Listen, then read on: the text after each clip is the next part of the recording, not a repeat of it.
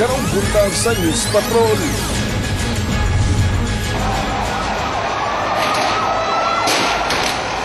Aircon shop sa Lanang, nasunog. Caretaker, namatay human na rescue sa mga bombero. Kusog nga ulan, may bundak nga itong weekend. Daghang lugar sa Davao City, gibaha na sab. Mga media sa Davao City, nagkahiusa sa pagpananom og kahoy. Ug kapin 300 ka lechon, atraksyon sa tinuig nga lechonan sa kadalanan sa Digos City. Mga kapamilya, niya na mga nagbagang balita sa News Patrol karong adlawng Lunes. Patay ang usa ka caretaker tungod sa suffocation human nasunog ang iyang ginabantayang air conditioning repair shop. Ani ang report ni Rodrey Salas. Giguba na lang sa mga bumbero. Kiningate sa Airman Car Air Conditioning Repair Services. Human kini nasunog pasado alauna Sabado sa kadlawon sa Lanang, Davao City. Pagsulod sa mga bumbero, kusog na ang pagdilaab sa kalayo. Nalista na mga bumbero sa kakusog sa kalayo nga bisan gipasirita na og tubig. Mudako hinuon kini. Samtang ginatabang pagpalong ang kalayo, naningkamot sab ang mga rescuers sa 911 Urban Search and Rescue Unit nga masalbar ang 8 ka mga taong natrap sa sunog. Gamit ang boom crane nga dunay bucket, gikuha ang mga natrap sama niining si Aileen Manto nga naluya na sa aso. Gidapatan sab dayon og first aid ang mga na-rescue. Wa kami kabalo kay pagmata na mo, kusog na kaing buto, aso na kaayom, nasuffocate na mi, so niya ato may kailangan, malipong na ko. Niya na mi sa ilalom sa lamisa. Wala ako'y nagkuhan sa tanan sa kaming na nagrupo. Ang gingon, hapa tanan ang importante ka ginawa. Kaya di na ta ka ginawa o maginani may di na ang ilong nasa simento aro ka ginawa. Nagdayal ko kuhan ganina 911 pero dili naman kuhan ko di na ko kita hapdos na ako mata. Dili na ako madayal og tarong. Ang akong papa nagsige na sa sagit og tabang. Ni Anton niabot sila kun mga bombero. Ya gilang gigubang ato puto ni murag igaan ang ginawa ma'am. Sana may gawsa na ng aso. Malampusong na-rescue ang 8 ka mga tao ug gidala dayon sa Southern Philippines Medical Center aron matambalan. Apan gideklarang dead on arrival sa ospital ang caretaker sa nasunog nga repair shop nga si Nilo Manto tungod sa suffocation. Sumala sa mga bombero, usa ka fire trap ang lugar. Sanglit usa lang ang entrance o exit niini. Sanglit sa tunga nga bahin sa repair shop ang nasunog. Kay kani nga establishmento man gud fire trap. So dili sila makagawas. Na-trap sila kay naaman sila sa tumoy sa building. Gibana-bana ang moabot sa 3 million pesos ang damyo sa sunog. Ilabi na nga ubay-ubay ka mga sakinan ang nangaugdaw. Samtang ginaimbestigahan pa sa mga bumbero ang hinungdan sa sunog. Rod Ray Salas, ABS-CBN News. Nawadan og balay ang usa ka pamilya sa Bunawan District, Davao City human gilamoy sa kalayo ni adtong Biyernes. Ani ang report ni Danjo Revilla. Bugtong mga sunog nga kahoy ug mga gamit na lang ang naabdan sa pamilyang Ongko. Human na ugdaw sa sunog ang ilang balay sa Purok 7, Barangay Inabanga, Bunawan, Davao City nadtong Biyernes sa gabi. Wala gyud naluwas nga mga gamit ang pamilya. Sanglit wala sila sa balay ni adtong tungura. Mogi din lang gikuan kay dito mo gi sa antigod nya. Gidagan ang bata sa kuan na nasunog ang balay. Ang kuan mo gila istorya. Nakuan daw na din naglungag. Pagkuan istorya wala man din nagkuan daw diri daw walay naglungag. Kay wala man minanguli diri gyud datong buntag. Wala may naglungag pa. Shock gani mi kay wala may suga niya tapos wala pa nagsindi. Wala may bata kuya. Nakita pa ni Baby Kamatis ang pagsugod sa kalayo. Hangtod na og daw ang balay. Pagkaman, damay pa man tong kayo pagkatuto din kalit dako da ang kayo sa tunga silang balay. Paspas nga naug daw ang balay. Sanglit ginama kini sa amakan ug makahoy. Pero dili pa matino asa nalukad ang sunog.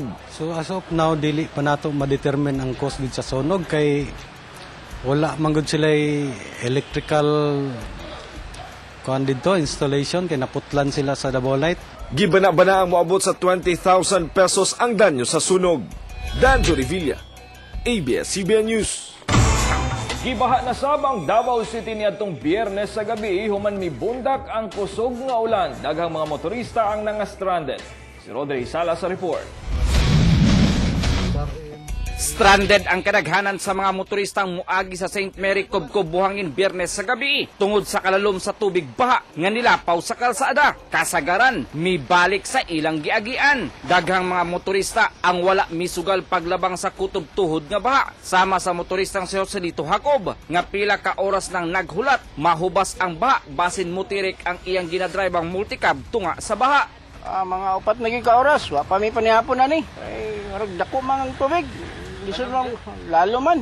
Si Isidro Tano, wala sab kasugakod pagtabok ang iyang motor. Bay kaya, doon saon. Hindi raragay kutob eh. Ano man? Hindi makaya. Apan ang ubang mga motorista, milusong gyud sa baha, ilabi na ang mga motorsiklo. Samtang sa Fortune Executive Homes, sa lanang Davao City, daghang mga residente sab ang nangatanggong. Human natumba kining punuan sa balete sa dalan, nga nasangit pa sa wire sa kuryente. Maayo na lang, daling miresponde ang 911 user, ug giputol-putol ang punuan sa kahoy gamit ang chainsaw. Ginoon, walay natalang samaran o namatay atol sa pagbaha. Kaadlawon na sab, mihubas ang tubig baha. Rod Raysal, ABS-CBN News. Patay nang nakitaan sulod sa ilang balay ang 48 anyos nga babae sa Pag-ibig Subdivision, Kabantian, Davao City, si Marilu Tripoli, pasado alas 6 Biyernes sa gabi. Sumala sa scene of the crime operatives, walay timailahan nga dunay foul play sa kamatayon niini. Gibutyag sab sa anak sa namatay nga daan na kining galuya tungod sa sakit. Findings mo sa suko, walay foul play. Nanay tabo, so natural death ang pagkamatay sa victim. Nga ang biktima daw, nanay mga maintenance ginatambal, mga medicine nanapot sa kilid. Masakiton, masikligid ang babae niya, bedridden na. Dili lang sa pagsibya, aktibo ang mga miyembro sa kapisanan ng mga broadcaster sa Pilipinas. Kaya niadtong Sabado, naghiusa ang mga journalist o broadcaster sa Davao City aron mananom og mga similyas sa Nara ug mahogani. Ani ang report ni Danjo Revilla. Nagpanon pasulod sa 5 ka hektaryang luna sa Civil Aviation Authority of the Philippines sa Davao City ang mga broadcaster nga miyembro sa KBP Davao Chapter aron mananom og similya sa Nara ug mahogani. Kinahanglan pang mubaktas og tunga sa kilometro una makaabot sa lugar nga tamnan ug similya sa kahoy. Walay gisayang nga oras kay pag-abot sa lugar, nag-iyahay og tanom ang mga broadcaster nga mao'y ilang misyon aron ampingan ang kinaiyahan. Kinina ang ikatulong tuig sa KBP Davao Chapter nga mananom og similya sa kahoy nga gitawag og KBP Broadcast String. Karon, we will coordinate with the DNR ug sa airport nga ma-adapt na to ni ug muna tong area sa KBP nga atong i-maintain. Gipakita sa mga broadcaster nga sila mismo ang nangunay og tanom ug dili ra kutob sa radyo ang ilang pag-edukar sa mga tao. Since ang broadcaster man lang dili lang siya dapat nga naalang siya mag-educate sa public diha sa ere, no? But we have also to do our share like aning pagtabang og tanom og mga kahoy kay magunsa man kung sige ra tag istorya din kita mismo wala ta nagtabang wala ta gihimo. Kini siya usa ka konkreto bitong example nga kung unsa atong ginapalaknag sa kahanginan sa publiko nga ingani karon atong nga kinaiyahan.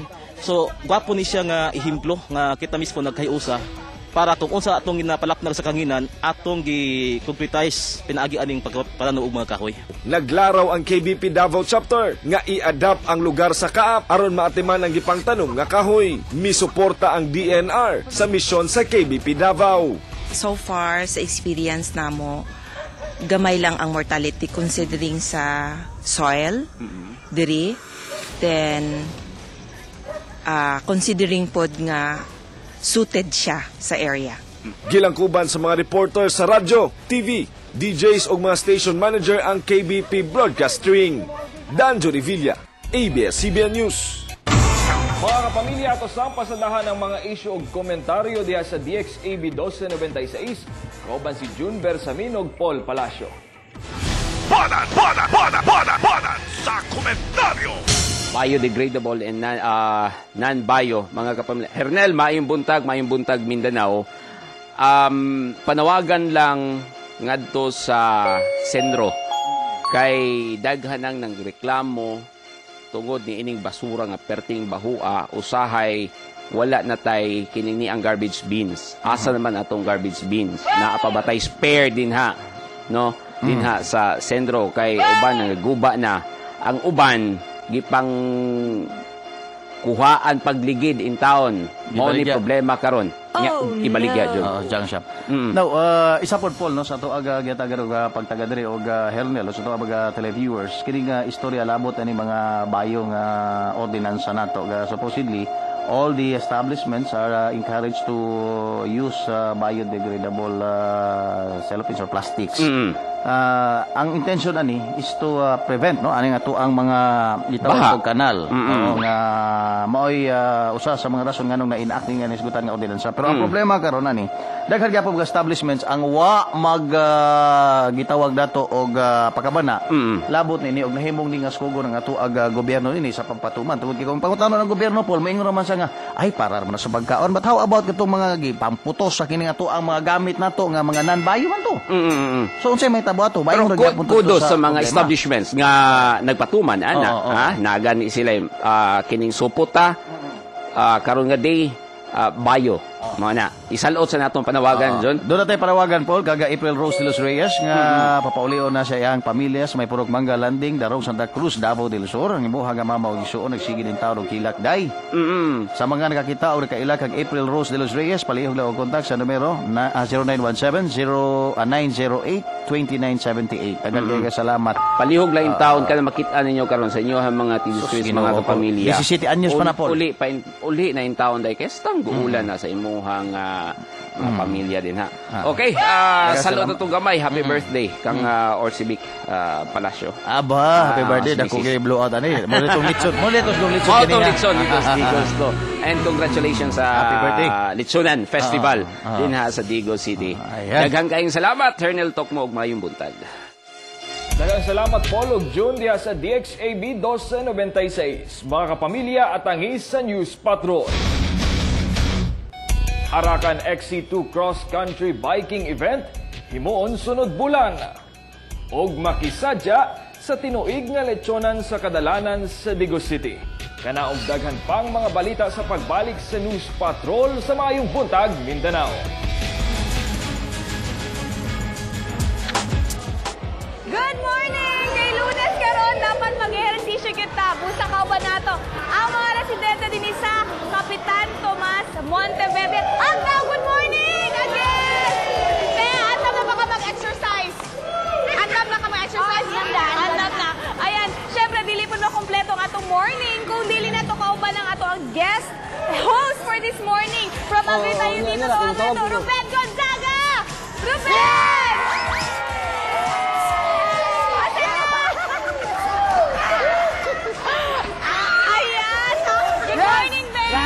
Grabe ako energy karon. Lagi. May buntag yes. Mas energetic magid ka Ben kay mag-ehersisyo ta karon. Mao ganing nako diri gusto nako matunan ako na exercise karon. Ayan. Tungod kay Lunes karon wa tong mga pamilya padulungay sa trabaho, mas maayo ang kondisyon ng lawas. So busa to exercise karon is more on conditioning of our arms, shoulder, arms, shoulder, legs, wrist, and ankle. Okay, dili auntie, ankle lang. Ankle lang, si auntie nabili sa balay. Okay, sugdan nato sa first step. Open your legs. Open your legs. Itago natin sa pangalang bit-bit. Okay, itago na sa pangalang bit-bit. Bit-bit. Put your arms on the side, lifted ang wrist, and then move to the right. Step to the right, up ang left, step to the left, up ang right. Pwede i-upon ang ulo. Pwede, para mag-stretch ang mga muscles sa liog. Muna ang first na to. Second, itago natin sa pangalang baby. Baby? No, Okay. Close ang arms. Close ang arms. Open slightly ang legs and bend. Move to the side. Okay, up. straight. Move to the left. Up. Okay. Ang third, itago natin sa pangalang drive. Drive. Sa mga motorista nga mag-drive, dapat kondisyon ang ato ang arms. So, lift your arms. Okay. Move to the right. Sway your shoulders and body. Ayan. And ang fourth, tinatawag na itong tuklod. Tuklod. Kisa mga nagatuklod. Ang mga nagdalang